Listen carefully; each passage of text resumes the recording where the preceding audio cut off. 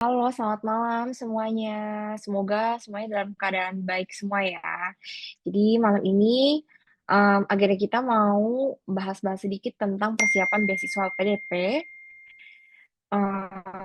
mengikuti jenis-jenisnya apa aja sih yang ada di LPDP, terus juga taman seleksinya, persiapan berkasnya apa aja yang perlu disiapin, terus beberapa tips-tips untuk esai, interview, dan general tipsnya.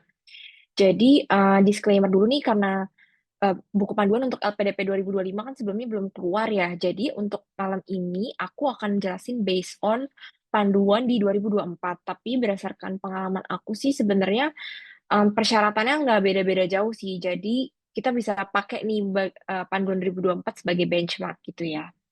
Oke, sebelumnya aku mungkin perkenalan diri dulu. Tadi udah dikenalin diri juga sama Kak Fikra ya.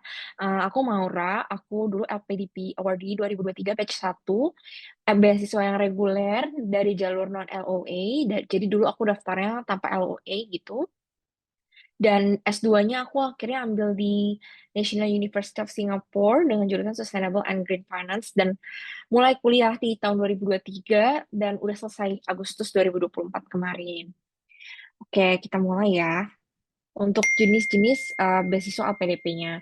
Nah, sebenarnya LPDP tuh semakin tahun dia semakin banyak jenis beasiswa yang ditawarkan nih. Ini dari yang umum dulu, dia ada 3 macam ya, yang reguler, gak ada batasan khusus dan gak ada aturan khusus. Terus ada juga beasiswa PTUD atau perguruan tinggi utama dunia. Ini khusus yang memiliki LOA dari 26 perguruan tinggi yang dicantumkan oleh LPDP. Lalu ada beasiswa parsial di mana LPDP hanya membayarkan biaya dana pendidikan, tetapi tidak dikasih beasiswanya untuk dana penunjang.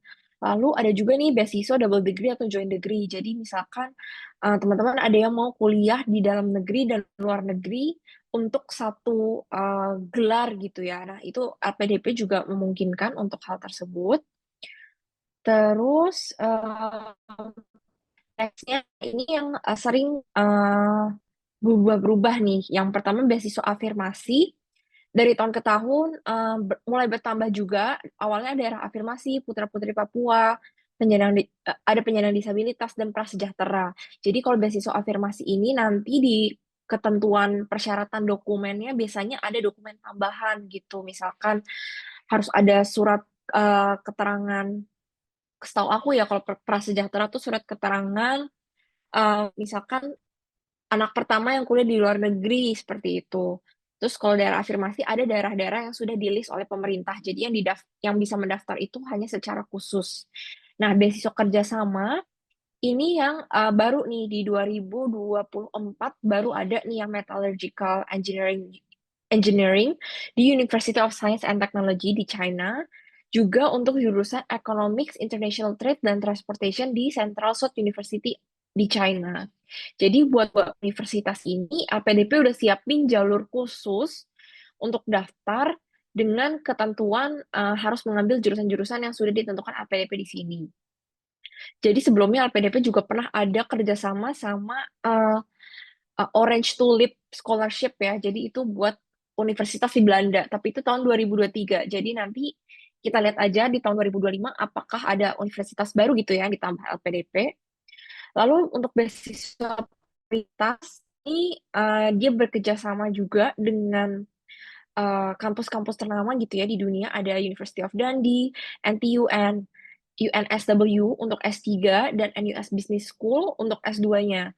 Tapi sudah ditentukan nih jurusan-jurusannya. Dundee harus life science. Kalau di NTU and UNSW ada listnya di buku panduan, nanti bisa dicek. Di NUS khusus di Human Capital Management dan Master in Management.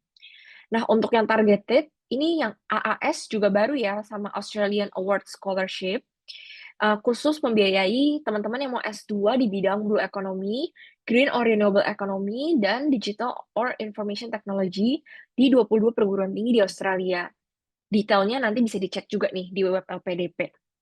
Terus ada juga untuk dokter spesialis, subspesialis, terus beasiswa untuk kewirausahaan buat teman-teman yang punya usaha atau punya rancangan usaha. Jadi usahanya belum jalan pun bisa asal udah punya bisnis proposalnya gitu. Lalu ada juga kadar ulama dan beasiswa targeted untuk PNS, TNI, atau Polri.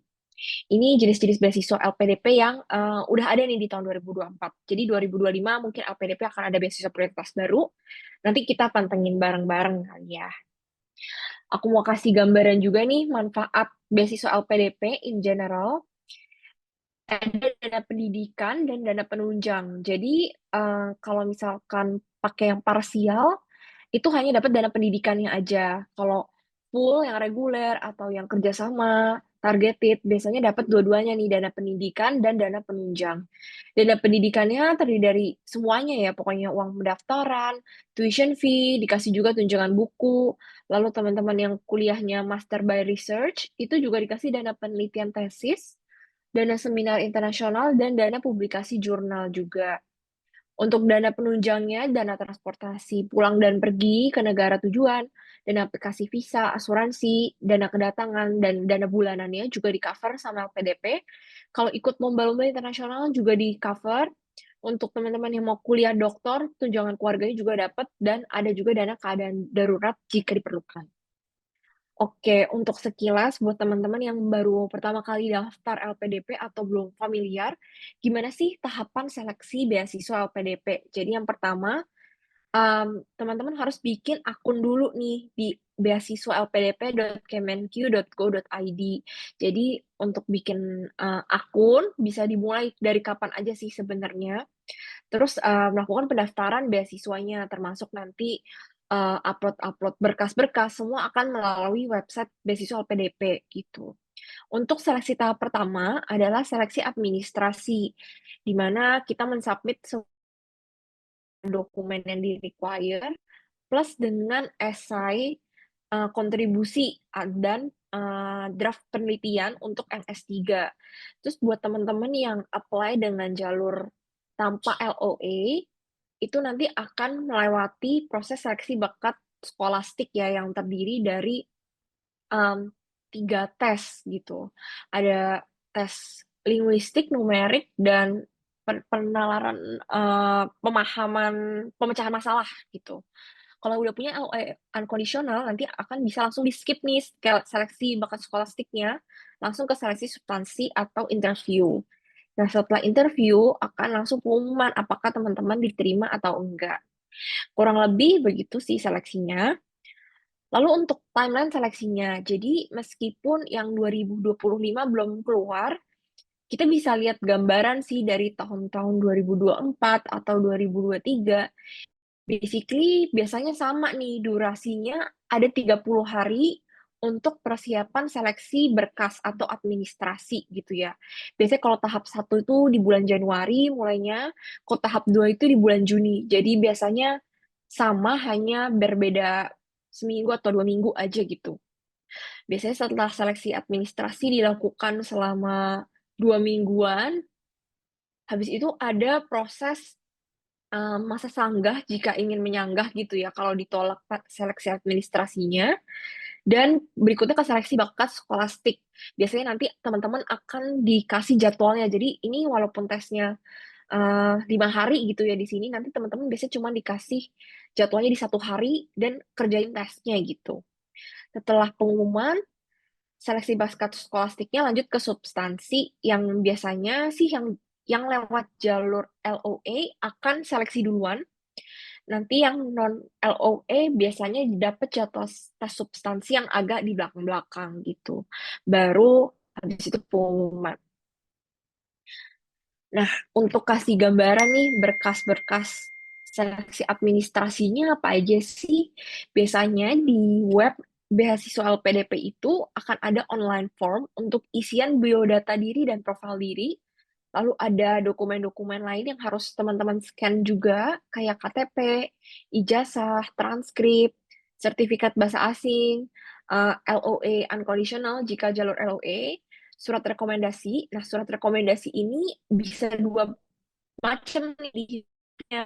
Jadi teman-teman bisa submit kontak rekomendasinya aja, nanti LPDP yang kirim, atau kita print offline form dan ditandatangan oleh si pemberi rekomendasi gitu. Jadi bisa dua cara untuk surat rekomendasinya. Lalu ada juga surat usulan dari SDM untuk yang apply lewat jalur TNI, PNS, atau Polri, serta nanti memasukkan juga esai komitmen kita dan proposal penelitian untuk S3. Nah, di isian biodata diri tuh apa aja sih yang harus dilengkapin? Nah, ini yang pertama informasi data diri, ini termasuk, ini kayak CV lah ya istilahnya, kayak CV yang kita tulis di form LPDP gitu. Informasi keluarga dan juga ada profil diri. Nah, profil diri yang di sini, ini nanti adalah bahan biasanya yang akan digali oleh psikolog ketika tes substansi ini. Jadi, ada kelebihan, kekurangan, pengalaman membanggakan, kurang membanggakan, hal terakhir yang diajarkan pada diri sendiri, kesalahan yang pernah dilakukan selama belajar atau bekerja, dan pembeda teman-teman dari peserta lainnya. Jadi, biasanya profil diri ini yang akan dipakai psikolog ketika seleksi substansi gitu, untuk menggali kita lebih dalam lagi. Terus ini juga ada riwayat pendidikan yang akan harus di-input dari SD sampai jenjang pendidikan terakhir gitu ya. Ada riwayat pekerjaan, pengalaman organisasi, prestasi, bahasa, pelatihan atau workshop, pengalaman riset, konferensi atau seminar yang pernah diikuti, penghargaan, dan menuliskan juga siapa pemberi rekomendasi kita. Jadi emang lumayan banyak nih, jadi makanya emang lebih baik kita persiapan sedini mungkin untuk proses administrasinya di awal gitu ya. Nah, aku mau kasih tips untuk persiapan berkas LPDP, karena meskipun istilahnya kelihatannya gampang ya, kayaknya melewati proses seleksi berkas, karena hitam putihnya kan udah jelas. Tapi sebenarnya seleksi berkas itu adalah batu pondasinya nih untuk sampai lolos substansi, karena semua interviewer dan tim seleksi beasiswa akan melihat berkas-berkas yang kita udah submit di awal. Jadi kita harus pastiin berkas-berkasnya ini emang siap, betul, dan komplit gitu. Jadi yang pertama yang pasti be early, jangan mepet-mepet, dan start early. Seperti yang kita tahu, beasiswa 2025 even belum buka, tapi kita ada baiknya nih udah siapin dulu dari sekarang dokumen-dokumen yang dibutuhin gitu ya. Terutama seperti surat rekomendasi atau sertifikat bahasa asing yang melibatkan pihak lain nih gitu. Pastiin juga nanti baca buku panduan versi terbaru, karena LPDP itu memang selalu mengupdate buku panduan. Jadi untuk mengantisipasi adanya perubahan, better selalu baca lagi buku panduan yang terbarunya nanti yang akan dikeluarin di 2025. Terus yang kedua, prepare documents checklist. Jadi kalian bisa buat nih di Excel sheet ya, target waktu preparation kapan, terus dokumen yang dibutuhin apa aja. Jadi bisa ke-track nih dokumen mana yang belum dan dokumen mana yang udah gitu. Terus memprepare isian penilaian diri, CV, dan esai secara offline terlebih dahulu. Karena pada form online, kadang nanti suka ke-lock out sendiri nih ketika isi, dan suka nggak ke-save. Kalau apalagi kita mikir gitu kan, terus ngetiknya sambil mikir gitu, nanti biasanya suka nggak ke-save nih, ke-lock out sendiri. Jadi, better kita siapin dulu secara offline gitu ya, atau di luar dari web beasiswa PDP. Nah, ini contoh tangan persiapan pendaftaran LPDP dari yang aku lakukan saat persiapan gitu.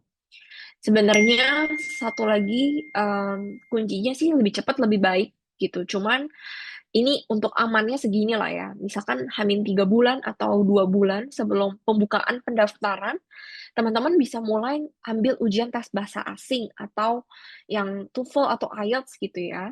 Atau kalau misalkan belum siap, bisa juga ambil kursus bahasa asing jika teman-teman merasa perlu. Karena kadang kita tahu hasil tes kita nih udah cukup atau belum ya untuk daftar LPDP atau untuk daftar universitas gitu. Jadi sebaiknya bisa disiapkan lebih cepat. Terus kalau teman-teman berencana daftar jalur LOA, bisa disiapkan juga dokumen-dokumen untuk apply universitasnya gitu. Jadi lumayan kan bisa ngelewatin tes bakat skolastik gitu kalau kita udah secure LOA-nya. Karena ketika kita submit ke univ pun mereka biasanya nggak langsung bisa kasih LOA gitu. Jadi perlu waktu juga. Jadi amannya 3 bulan lah atau lebih cepat lebih baik gitu. dan udah bisa mulai juga daftar akun beasiswa LPDP di web. Kita udah familiar sama webnya LPDP gitu.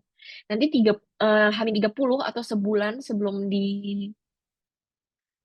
tutup gitu ya pendaftarannya, atau udah mulai buka pendaftarannya, bisa mulai nih kontak calon-calon pemberi surat rekomendasi. Bisa kontak lebih dari satu buat jaga-jaga yang dosen yang ini nggak balas gitu ya. Jadi misalkan udah kontak ada cadangan dosen lain gitu atau bosnya.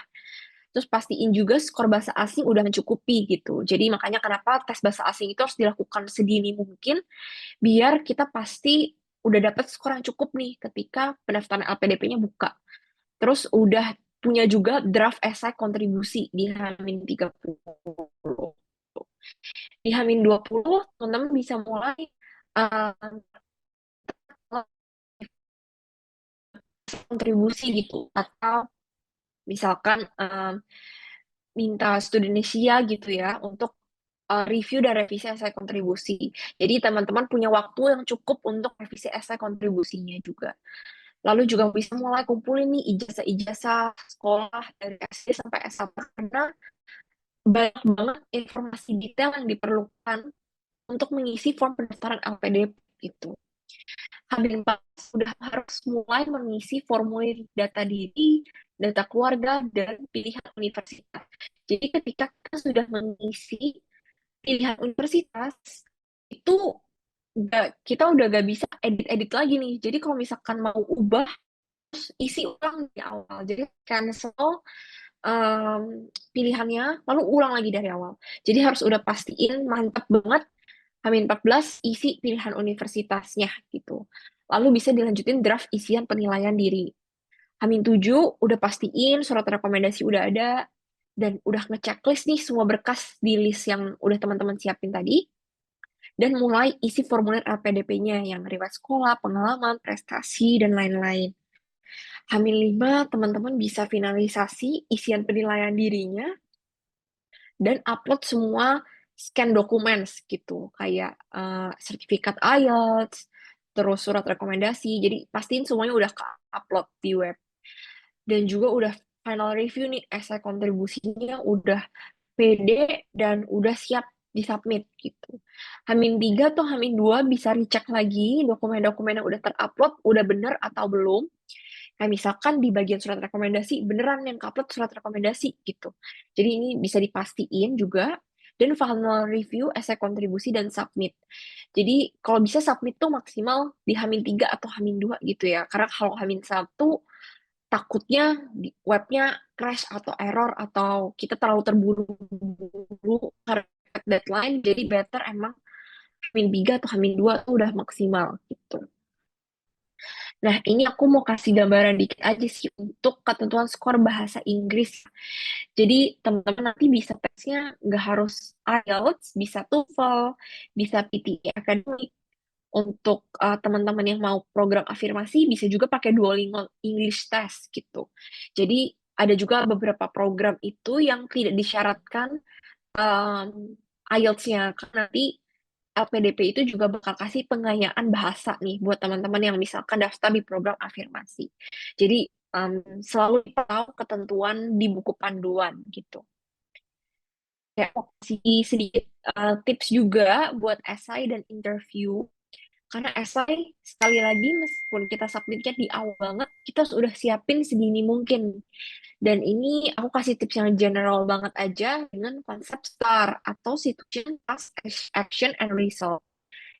Metode ini juga udah pernah dikasih tahu nih sama LPDP. Jadi memang mereka expect teman-teman untuk menulis esai dengan format yang seperti ini. Jadi selalu menjelaskan contoh pengalaman dengan situasi yang ditanyakan atau yang ini kan konteksnya ya, bisa kasih contoh pengalaman kita relevan dengan kontribusi yang ingin dilakukan atau permasalahan apa yang pengen diselesaikan gitu. Tas itu menjelaskan apa tugas dan tanggung jawab kita untuk eh, mencapai tujuan ini gitu. Sedangkan action itu adalah list apa namanya kegiatan yang akan kita lakukan untuk mencapai tujuan tersebut gitu. dan ini harus dijelaskan dengan alasan yang rasional ya, kenapa kita mau melakukan action tersebut gitu. Nah, untuk resultnya itu hasil yang akan didapat bila kita sudah melakukan actionnya benar. Jadi ini ada example-nya juga. Misalkan situationnya nih, I had a research project nih, dia punya research project dan dia udah hampir selesai 5 chapter gitu. Terus tasknya ternyata si supervisornya ini disuruh kita ubah topiknya. Jadi ini ada job desk gitu ya, atau masalah di mana kita harus mengubah topik research gitu. Nah, untuk actionnya, jadi dibanding sedih gitu ya, atau kecewa, kita fokus untuk resolve masalahnya, dan coba negosiasi gitu ya. Jadi ini action yang lakuin,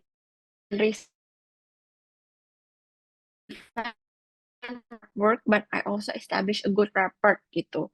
Jadi selain berhasil mempertahankan research topik kita, kita juga punya pandangan yang baik nih di depan dosen gitu. Jadi ini contoh penggunaan STAR gitu ya untuk essay dan interview LPDP. Nah, terus untuk ke general LPDP tips, kenapa di sini aku kasih not so general karena aku baru mulai sadar atau tahu hal-hal ini tuh setelah aku daftar, mulai pendaftaran atau setelah aku selesai pendaftaran gitu. Jadi yang pertama perhatikan timeline dan sistem pendaftaran kampus. Jadi teman-teman harus udah mulai mikir rencana strategisnya nih, mau daftar kampus dulu atau LPDP dulu atau barengan kampus dan LPDP. Karena kampus itu punya sistem deadline pembayaran deposit fee dan dia punya sistem pendaftaran yang berbeda-beda. Jadi teman-teman harus atur strategi gimana caranya bisa dapetin kampusnya dan LPDP-nya juga gitu. Misalkan ada sistem pendaftaran round system. Jadi uh, universitas tuh biasanya ini di Inggris gitu ya. Dia misalkan per tanggal berapa per 1 bulan gitu dia tutup pendaftaran, terus dia umumin siapa yang dapat LOE on conditional. Terus bulan berikutnya ada lagi. Jadi per batch gitu sistem pendaftarannya. Dan ini akan lebih menguntungkan kalau teman-teman daftar di awal nih untuk kampus-kampus yang sistem pendaftarannya seperti ini. Karena kalau di akhir dia kuotanya akan semakin dikit. Jadi kemungkinan teman-teman gak dapat LOE-nya makin besar gitu. Tapi kan ini juga harus kita matching ini sama timeline LPDP. Makanya nulisin timeline pendaftaran kampus dan LPDP. Jadinya pas teman-teman selesai LPDP bisa langsung mulai kuliah gitu misalnya. Terus yang kedua, riset mendalam negara, universitas, dan jurusan. Jadi teman-teman harus pastiin banget ini jurusan yang teman-teman mau dan di universitas yang benar-benar oke dan di negara yang benar-benar teman-teman mau juga gitu dengan cara membuat list pros and cons-nya. Jadi nggak cuma ngelihat di univ ini bagusnya apa, tapi juga cons-nya apa gitu. Jadi teman-teman bisa memilih dengan lebih bijak dan objektif. Terus yang ketiga, approach alumni dan awardee dari jurusan yang kamu tuju. Misalkan teman-teman nggak punya kenalan gitu, bisa approach lewat LinkedIn. Karena aku juga kemarin nggak ada kenalan dan aku approach-nya juga lewat LinkedIn gitu. Nah, ini tujuannya apa? Biar kita bisa menanyakan langsung nih testimoni studi di jurusan dan universitas tersebut. Termasuk juga kultur belajarnya. Terus setelah lulus biasanya jalur karirnya seperti apa. Ini akan sangat membantu juga ketika teman-teman bikin esai gitu. Jadi lebih dapat gambaran lah kuliahnya seperti apa gitu. Terus yang keempat, ikut info session LPDP untuk bertanya langsung dengan tim LPDP. Karena LPDP itu sering banget nih ngadain info session, roadshow, kadang ngasih talk show, tips beasiswa, bahkan kemarin pernah ada juga free IELTS simulation gitu. Jadi benar-benar kalau teman-teman ada waktu gitu bisa ikutin nih info-info session LPDP biar bisa tanya langsung juga ke merekanya gitu ya, terutama untuk beasiswa-beasiswa yang kerjasama targeted yang infonya mungkin jarang nih ada award yang lewat jalur beasiswa yang itu gitu. Nah, ini beberapa general LPDP tips. Yang pertama, tentu aja know your purpose and know how you can contribute to Indonesia. Jadi, S2 itu benar-benar harus didasari dari keinginan untuk, belajar dan mengembangkan diri, bukan pelarian atau buat ikut-ikutan atau FOMO ya. Jadi kayak bener-bener udah tahu purpose-nya apa, dan bagaimana kita bisa mengembangkan purpose pribadi kita ini untuk contribute ke Indonesia, gitu. Yang kedua, don't procrastinate atau jangan menunda-nunda. Ini untuk menulis draft esai, mengurus pendaftaran, pokoknya dia jangan menunda-nunda karena, butuh banyak ketelitian dan waktu untuk mengisi semua form pendaftaran LPDP, gitu ya. Yang ketiga, eager to find the information from everywhere. Karena di LPDP itu udah makin banyak, informasi tentang beasiswa LPDP itu juga semakin banyak gitu. Jadi teman-teman bisa cari dari YouTube, blog, Telegram group, mentor, senior, awardees, dan termasuk juga misalkan teman-teman ikut Studenisia ini, aku expect berarti teman-teman udah ada eagerness nih untuk mencari informasi gitu ya. Practice the review as many as possible. Jadi preparation itu benar-benar kunci, apalagi ketika nanti udah mau tes substansi gitu ya.